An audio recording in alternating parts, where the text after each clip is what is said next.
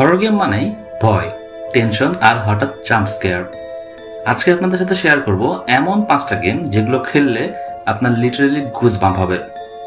চলুন তাহলে কথা বলি গেমিং জগতের 5টি হরর গেমস নিয়ে। পঞ্চম নম্বরে আছে fatal frame 2 the crimson butterfly. 2004 সালে টেকমোড তৈরি করা একটি জাপানি সার্ভাইভাল হরর ভিডিও গেম।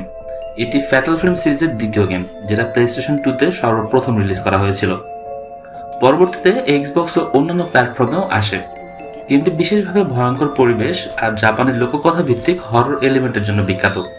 তবে এটি সিরিজের প্রথম গেমটির সাথে সরাসরি কোনো সিকুয়াল না। গল্প শুরু হয় দুই যমজ বোনকে ঘিরে। তারা একটি হন্টেড ভিলেজে প্রবেশ করে, যেখানে বহু বছর আগে একটি ভয়ঙ্কর রিচুয়াল পালনের কারণে অসংখ্য মানুষের মৃত্যু হয়েছিল।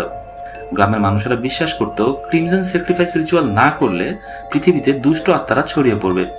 এই রিচুয়ালে এই যমজ বোনদের একজনকে হত্যা করা হতো আর আরেকজন তাকে বিদায় জানাতো। দুই বোনের একজন হঠাৎ গ্রামের আত্মাদের দ্বারা প্রভাবিত হয় এবং তাকে উৎসর্গ করার জন্য বেছে নেওয়া হয়।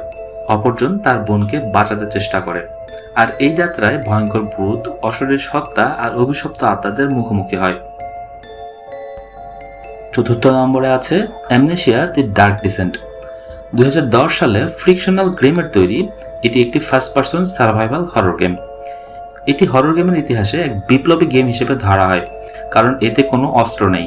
খেলোয়াড়কে বাঁচতে হয় লুকিয়ে, দৌড়ে আর ধাঁধা সমাধান করে। এই গেমে আপনি বন্দী হবেন একটি পুরনো ক্যাসেলে। চারপাশে অন্ধকার, অদ্ভুত আওয়াজ আর ভয়ঙ্কর ছায়া আপনাকে তাড়া করবে। এখানে ভয়টা আসে আপনার মানসিক চাপ থেকে, যেটা খেলার পরও মনে থাকে। গেমটিতে আপনি ড্যানিয়েল নামের একটি চরিত্রকে নিয়ন্ত্রণ করবেন, যিনি একদিন পুরনো ও ভয়ঙ্কর দুর্গে জেগে ওঠে। তার স্মৃতি নেই, কারণ সে ইচ্ছে করেই নিজের স্মৃতি মুছে ফেলেছিল একটি ওষুধ খেয়ে। সে একটি নোট খুঁজে পায় যা সে অনেক আগেই লিখে রেখেছিল।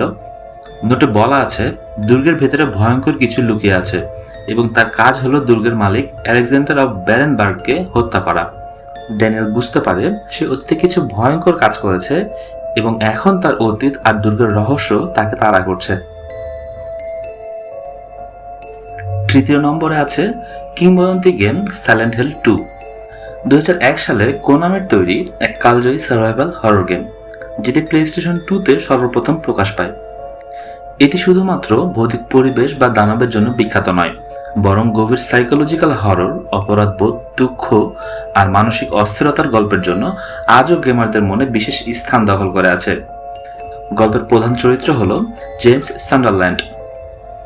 জেমস একটি চিঠি পায় যেটি লিখেছে তার স্ত্রী ম্যারি, কিন্তু আসল সমস্যা হলো ম্যারি 3 বছর আগে মারা গেছে।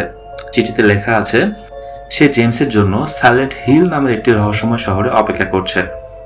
স্ত্রীকে খুঁজে বের করার জন্য জেমস শহরে প্রবেশ করে, আর সেখানে শুরু হয় তার দুঃস্বপ্নময় যাত্রা। সাইলেন্ট হিল শহরটি আসলে মানুষের ভয়, অপরাধবোধ আর মানসিক যন্ত্রণাকে বাস্তব রূপ দেয়। তাই জেমস তার ভেতরের গোপন পাপ আর দুঃখের প্রতিফলন হিসেবে ভয়ঙ্কর দানব আর পরিবেশের মুখোমুখি হয়।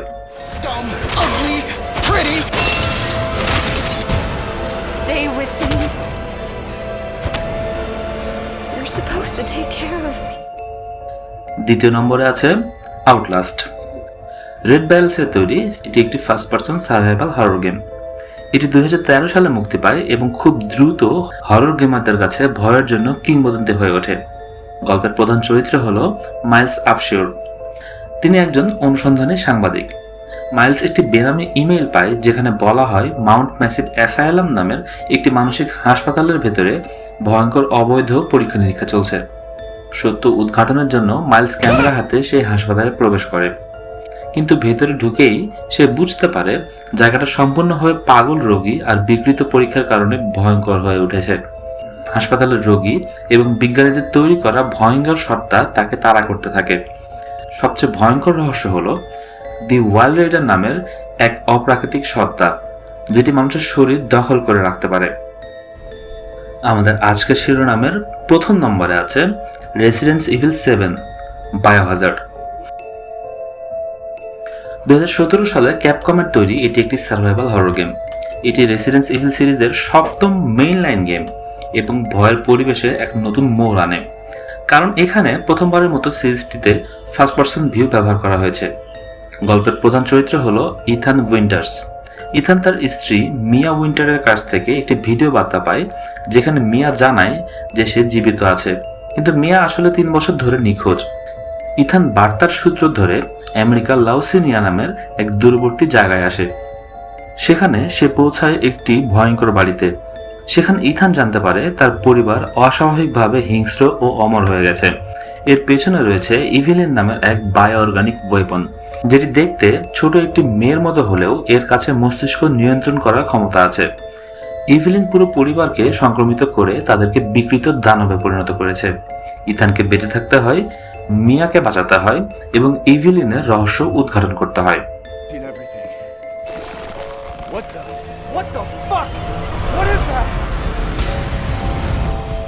তো এই ছিল টপ 5 হরর গেমস। এগুলোর মধ্যে আপনি কোনটি খেলেছেন কমেন্টে জানাতে ভুলবেন না। ভিডিওটি ভালো লেগে থাকলে লাইক দিন, আর নতুন ভিডিও দেখতে চাইলে সাবস্ক্রাইব করে রাখুন।